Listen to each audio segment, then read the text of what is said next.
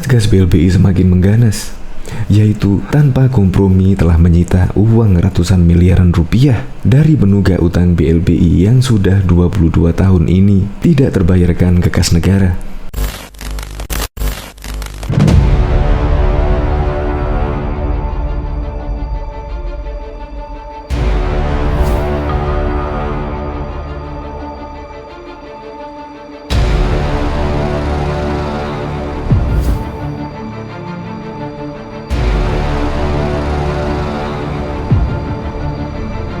Sebelum menyaksikan video ini, pastikan bosku jangan lupa subscribe, karena subscribe itu gratis plus bonus tonton video terbaru setiap harinya. Jangan lupa ya. Tak ada ampun, Satgas BLBI langsung sita uang miliaran rupiah. Satuan Tugas Hak Tagih Negara Dana BLBI menyita uang miliaran milik Kaharudin Ongko senilai 110 miliar. Kaharudin yang merupakan bekas pemilik Bank Umum Nasional adalah salah satu obligor BLBI. Penarikan aset merupakan jaminan dalam Master Refinancing and Notition Agreement. Penyitaan aset sekaligus pencairan tersebut dilakukan pada Senin 20 September dan telah masuk dalam kas negara.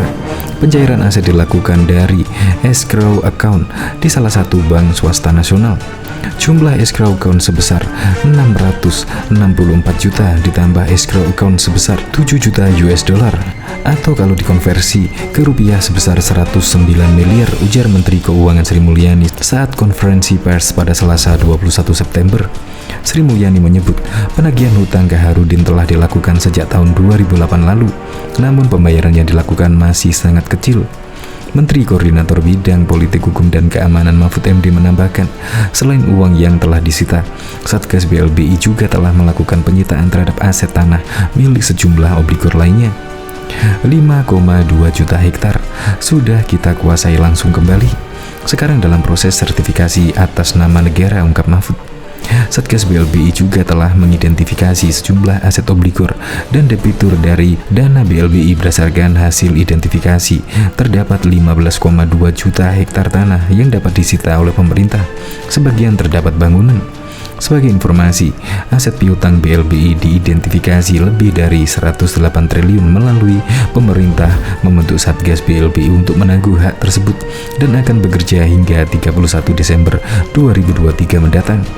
Menteri Keuangan Sri Mulyani Indrawati menyampaikan, Satuan Tugas Satgas Penagih Hak Tagih Negara Dana Bantuan Likuiditas Bank Indonesia telah memanggil 24 obligor atau debitur pengemplang dana pelaksanaan bailout pada 9799 lalu. Jumlah tersebut separuh dari total obligor atau debitur yang tercatat sebanyak 48.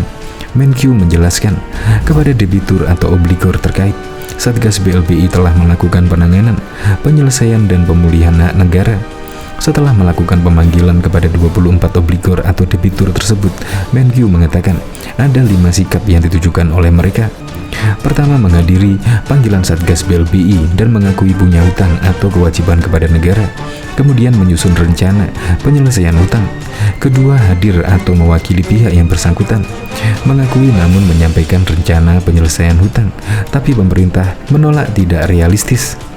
Ketiga, sebagian debitur atau obligor yang dipanggil Satgas BLBI hadir, tapi mengakui bahwa mempunyai hutang kepada negara. Keempat, tidak hadir, tapi mereka menyampaikan surat janji penyelesaian. Kelima, tidak hadir sama sekali.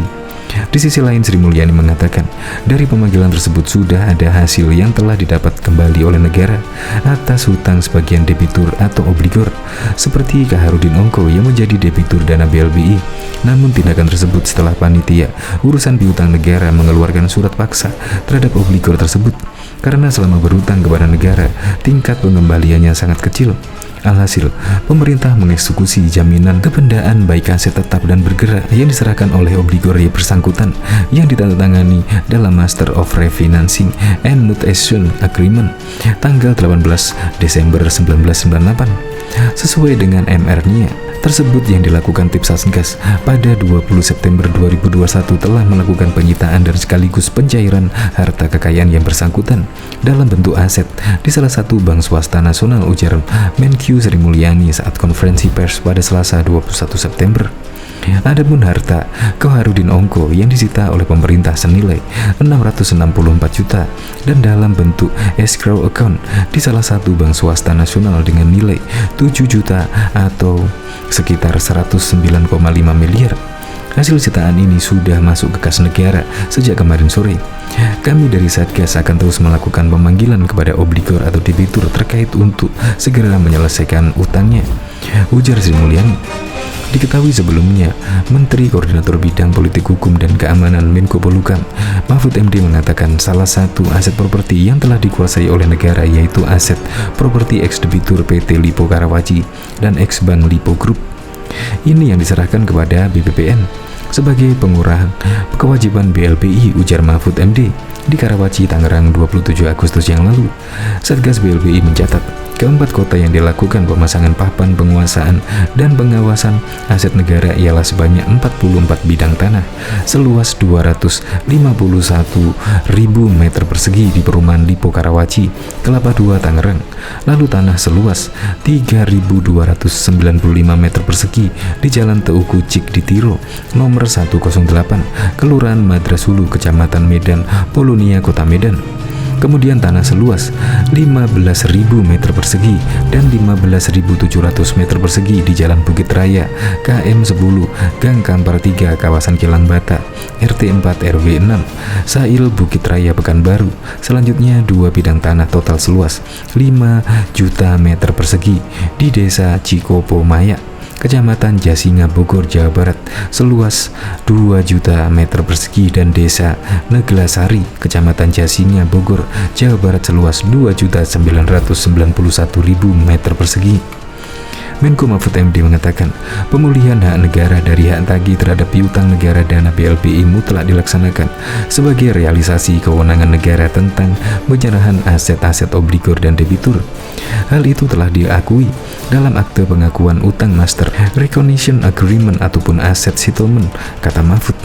Wakil Jaksa Agung Setia Untung Ari Muladi mengatakan Satgas memiliki tahapan kerja untuk menagih hutang dari para obligor dan debitur BLBI.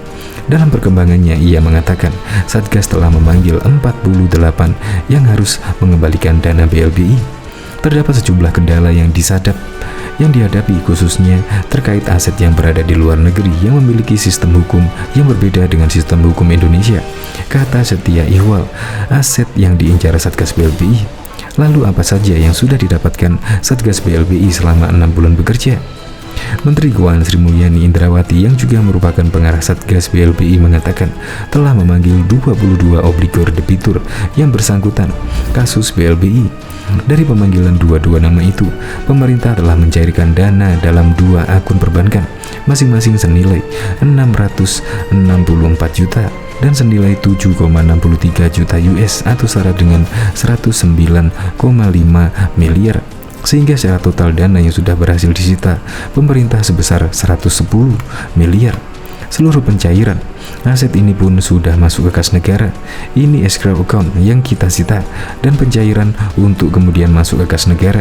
Hasil sitaan ini sudah masuk ke kas negara semenjak kemarin sore, ujarnya dalam konferensi pers pada Selasa 21 September 2021. Sri Mulyani bercerita, pembayaran utang yang dilakukan Koharudin tidak sesuai ekspektasi pemerintah, sehingga membuat pihaknya harus mengeluarkan surat paksa dan pencegahan yang bersangkutan bepergian ke luar negeri.